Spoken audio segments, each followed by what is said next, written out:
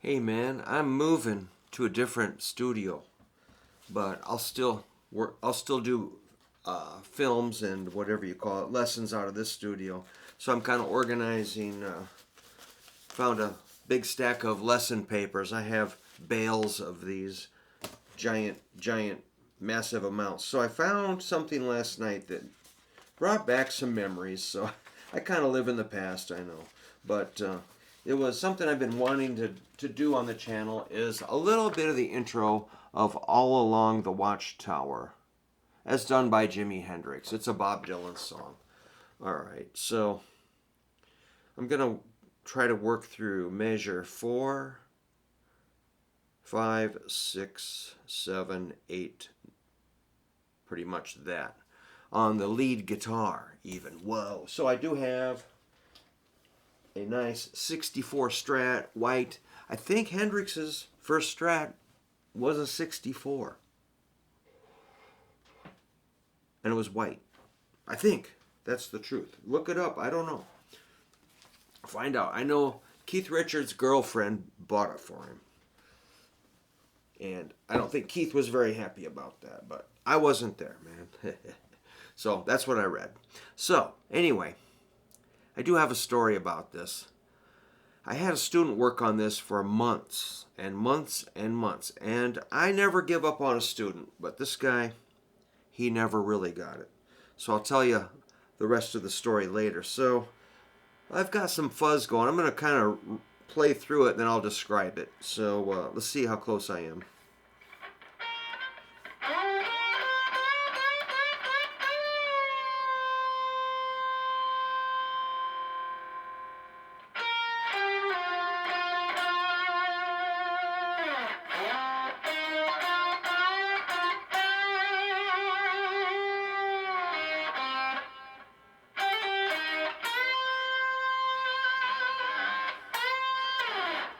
I was pretty close, but reading it does slow me down. So I know that sounded slow. All right, so yeah, man, we spent months on this opening. So let's do the first measure. So it's a half rest followed by eighth rest. Then we have 3/8 notes. And I'll play those 3/8 notes.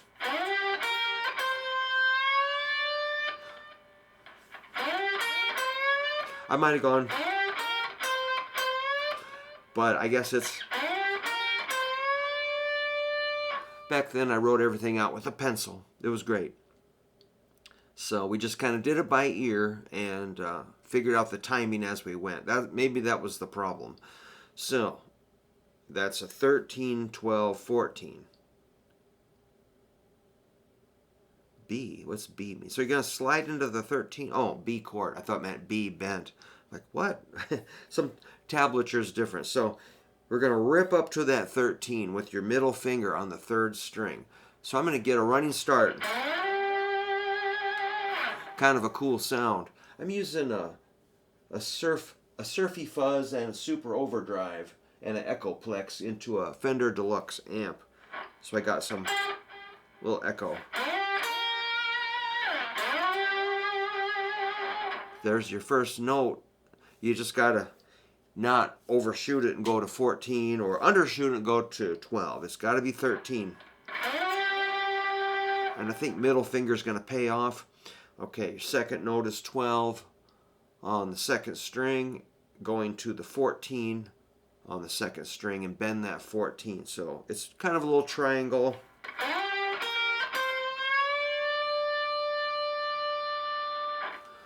That sounds cool, man. Then you do 3 more of those bends. The third one, you give it the shaky shake.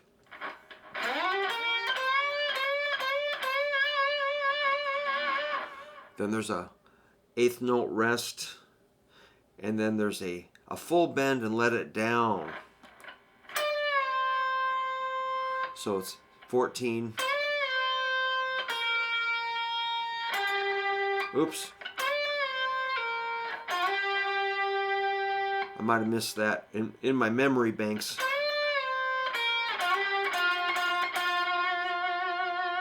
Yeah, I love that. That's fun. So we're gonna go up, let it down, 12. That little row is pretty great. You slide up from 11 to 13, and then you get back down on your 11s on the third string and hit 3 of those.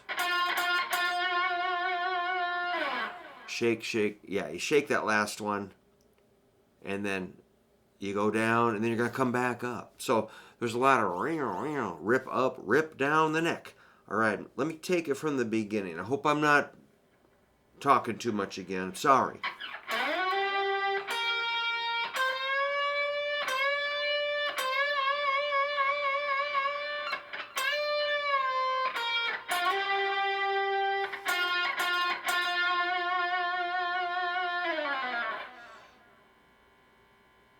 And quickly,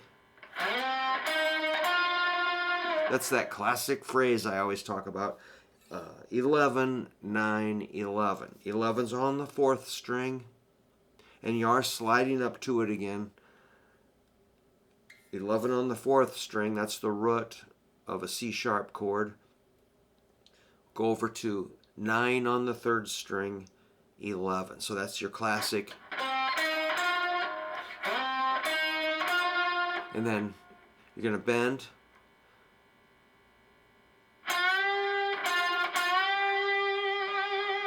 So that's bend, let it down, hit it, not bent, bend it, and shake. Common, normal Jimi Hendrix stuff. Notice I'm using my arm to kind of shake that, not just the finger. Kind of like pumping there, pumping my arm, pumping my wrist, pump it.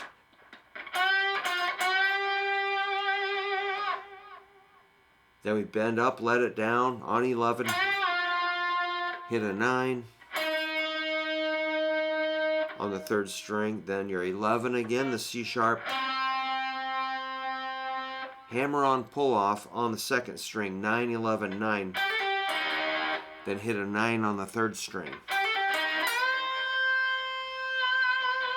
Then bend the 12 on the first string, a whole step, and give it the vibrato. All right, so that last, what measure are we on? Measure 8. Let me take it from the top. Gonna go slow.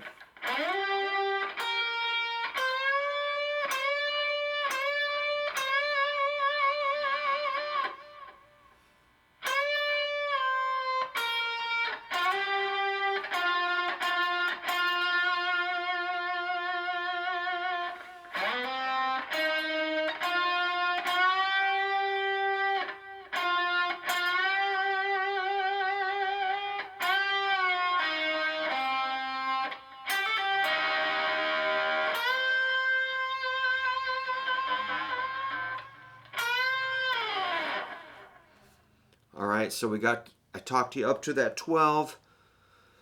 Looks like a half note bent with vibrato, and then you're gonna bend up and then slide it down. That last note of this phrase I want to talk about. Bend up and then scoop it down. So you always scoop up, scoop down as a slide. Very cool. So this is Andy Aladort who transcribed it. He's excellent. Look him up, follow him. He's great. Yeah, man, great song. Incredible. That's one of Hendrix's most popular recordings, I'm pretty sure. I mean, when you hear that on the radio, it sounds pretty good, man. It compares very well to modern recordings, I think, or probably better. Nice, warm, organic sound. Probably Jimi on bass. I think he had a couple of guys do the acoustic. I can't remember what the deal was. I might be confusing that with another song. Let me just grab my acoustic and show you the intro chords. If you're still there, just remember, I'm not AI. I'm a real guy. Oh boy. You got to have a saying, I guess. So this will be tuned. Maybe I'll even drop it down in tuning.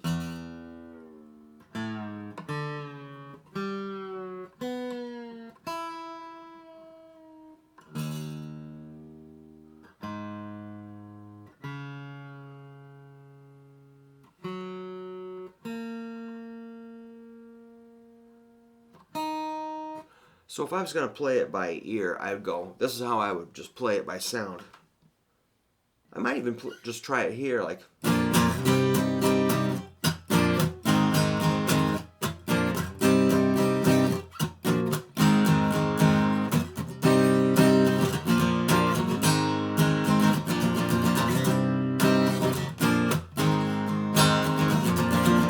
Something like that. I'm kind of getting carried away there. So the way it's written here, I mean, sounds good, I think. But if we do it the way it's written, it's like,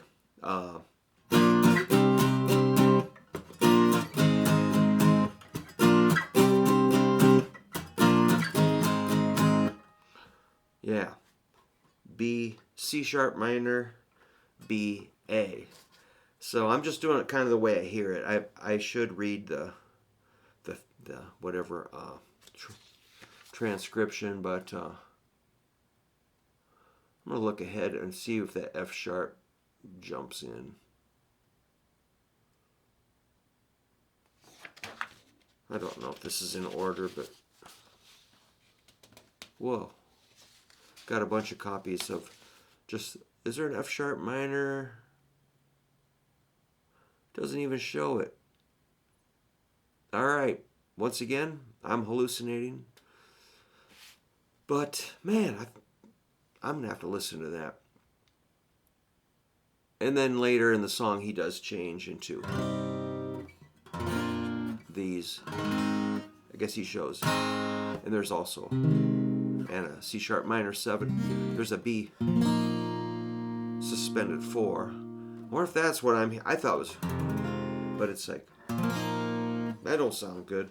All right, well, anyhow, I'm jabbering, but hopefully you enjoyed that intro. That's what this is about, Charlie Brown.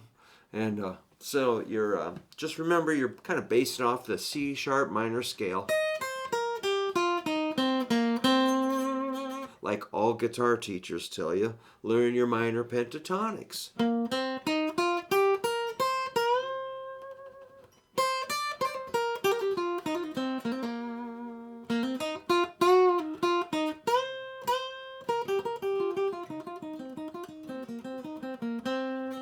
So yeah, maybe we'll get into maybe some of the rhythm fills if anybody likes this. And we can do a little more. Yeah, I did hear the Bob Dylan song on Little Steven's Underground Garage last week. The Bob Dylan's version. It sounded great. He's kind of just going like a...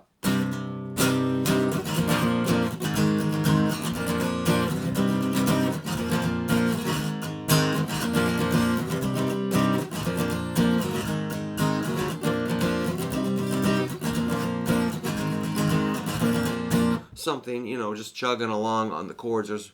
I don't think there's a lot of variation. So Hendrix kind of slowed it down. It says it's 116 beats a minute. Yeah, man. So this was on Electric Ladyland, wasn't it? Sure. I need to get my Hendrix stuff out, man. So thanks for letting me show you that. And I could tell you the rest of the story. So that guy, he did kind of fade out from lessons, I'm sorry to say. And I was sad to see him go. I did not see him for many, many years. Maybe he might have stopped over to my house a couple times. But his timing really, he just wouldn't focus on timing.